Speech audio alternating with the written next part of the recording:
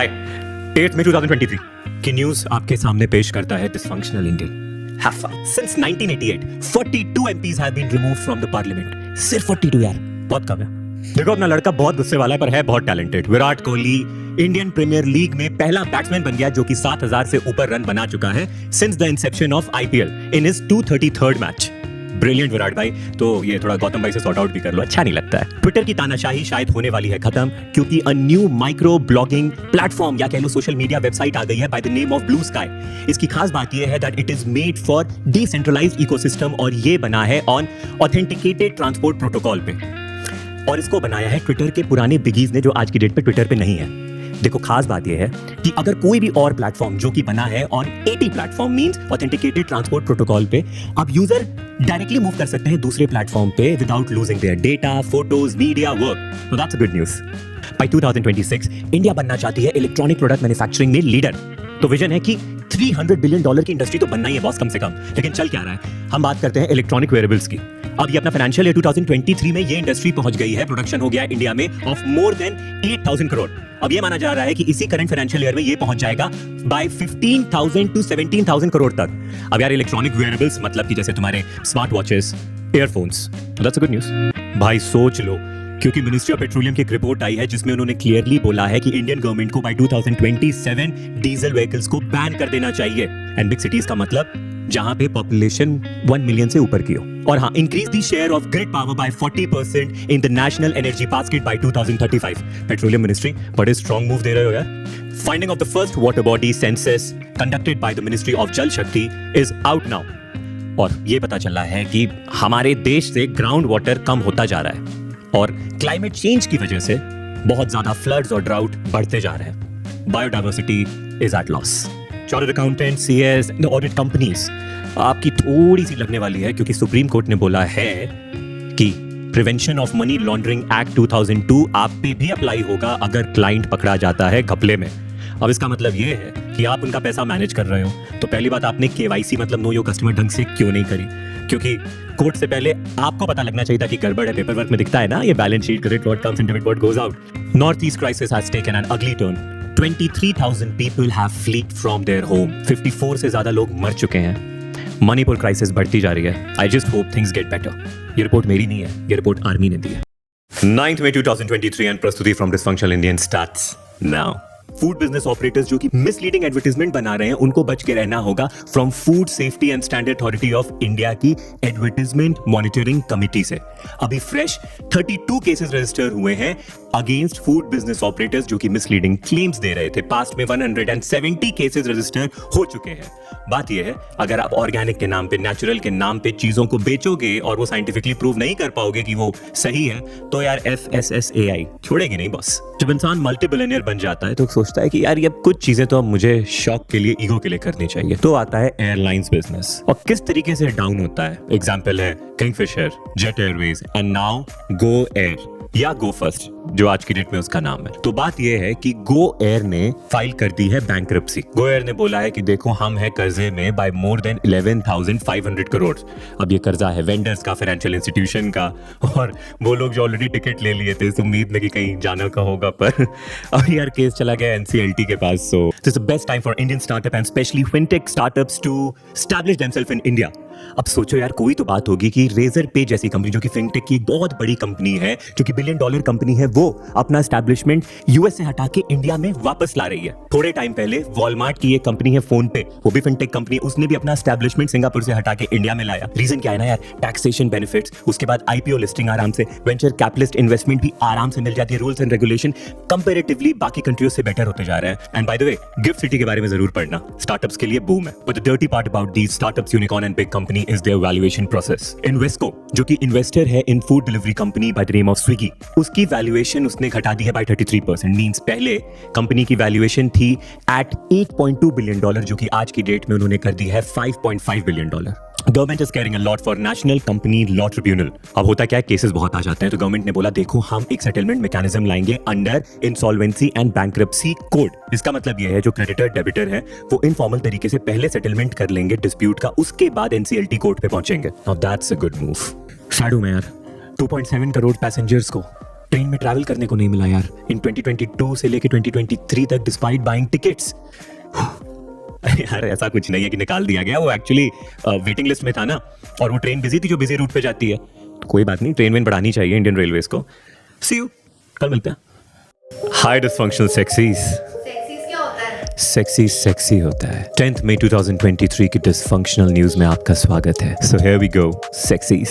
2023 में poor mental health and private sector employees का connection बढ़ता जा रहा है। Empower an initiative by Aditya Birla education trust, इसकी एक रिपोर्ट आई जिसमें ये पता चला सबसे ज्यादा पुअर मेंटल हेल्थ हो रही है आज की डेट में ई कॉमर्स एम्प्लॉइज की at 64%, then FMCG sector employees at 56%, then automobile and healthcare employees at 55%, and corporate employees are at 48%, जिसमें female ज़्यादा prone है to poor mental health at 56%. Now that's a bad news.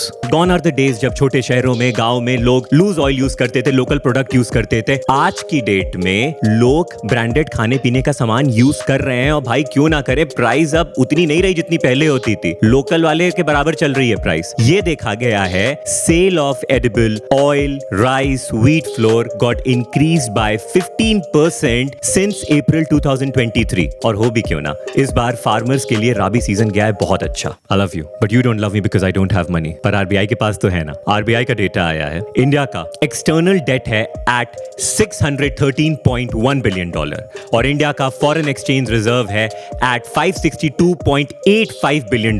There is a reduction in the ratio of volatile capital flow to foreign exchange reserve. In short, जो risk होता है dollar और rupees की pairing में वो drastically काफी कम हो गया है। जो मनी है, जो रुपीस है वो अप्रिशिएट कर गया है by 0.8% वर्सेस डॉलर, और लास्ट ईयर मामला बहुत गंदा था, मनी डेप्रिशिएट हो गया था by more than 10%। पर ये जो फॉरेन पोर्टफोलियो इन्वेस्टमेंट है और यूएस का इंटरेस्ट रेट हाइक है, इसका तो बॉस कोई भरोसा नहीं है। सारी चीजें जब सिस्टम में रहेंगी तभी मार्केट में वॉलेटिलिटी बहुत ज्यादा नहीं होगी। By the way, I love you too and I have little money.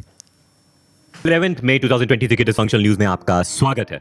Here we go. 11th May 1998, one of the most historic and a wisdomful day when it comes to the national integrity and security of India, क्योंकि nuclear test Pokhran 1 successfully establish किया गया था, और 13th मई को हमारे प्रधानमंत्री अटल बिहारी वाजपेयी जी ने announce कर दिया, India is a nuclear power.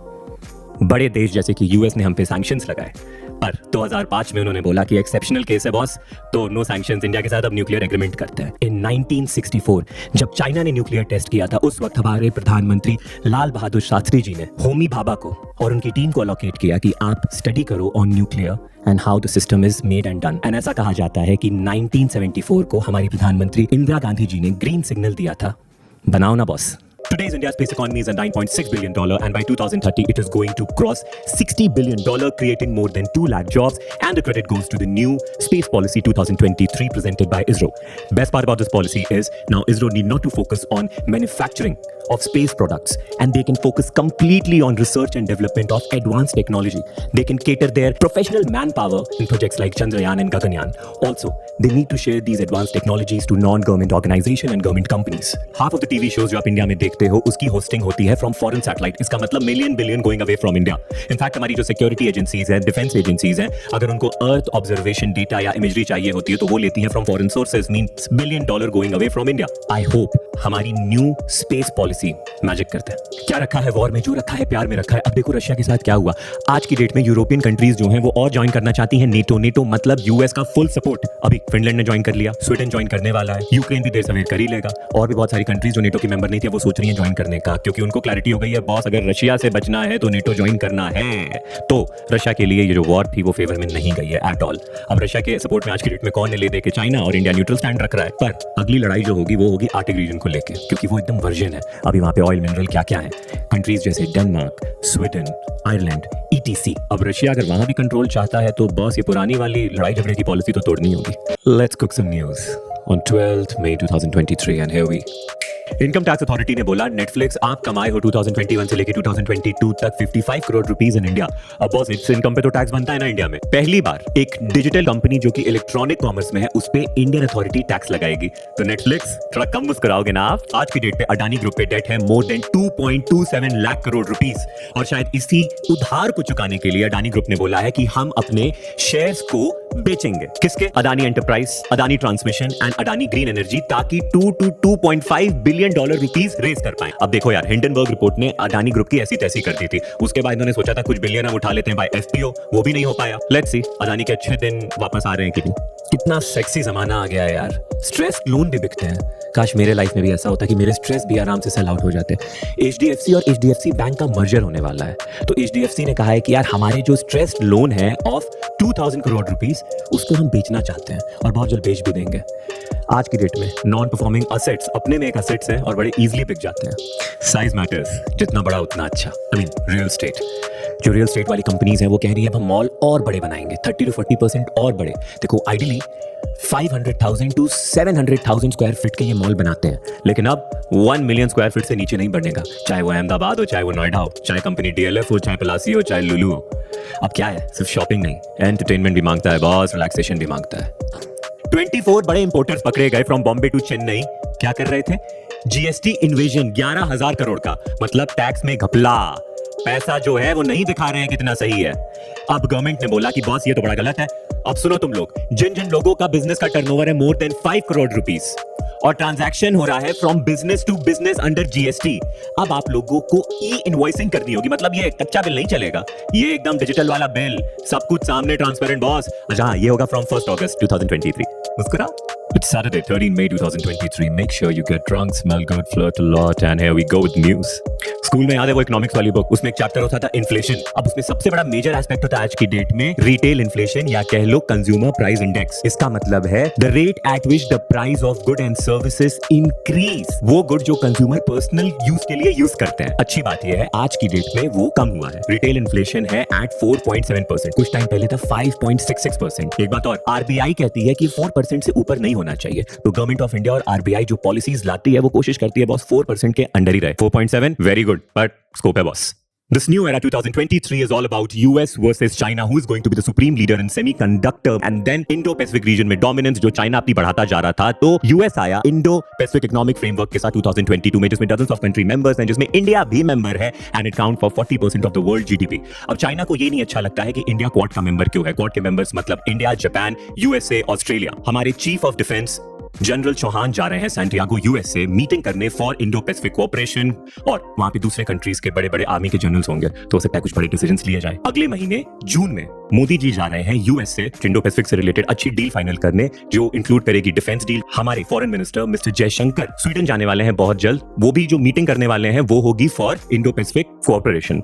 Now These things are good जो कि हो रही है इंडो पैसिफिक एरिया को चाइना के कंट्रोल में ना जाने देने के लिए। पर यूएस के एक पुराने एग्जीक्यूटिव एडवाइजर हैं by the name of mister Ashley, उन्होंने एक मैगजीन में ये लिखा जो कि अप्रूव हुई bye foreign ministry of USA कि बस देखो इंडिया जो है वो न्यूट्रल स्टैंड रखेगा। अगर कोई बात होती है चाइना के साथ यूएस की मिलिट्री, तो फिर बॉस इंडिया आपका साथ देगा नहीं, क्योंकि इंडिया की अपनी मजबूरी है। अब यार ये तो कोई बात नहीं होती है, एक तरफ लीडर्स मीटिंग करके चीजों को और बेटर कर रहे हैं और आप इंडिया को ऐसे बोल रहे हो। Mister Ashley, India has got a very sensible understanding about how to go by bilateral relationship.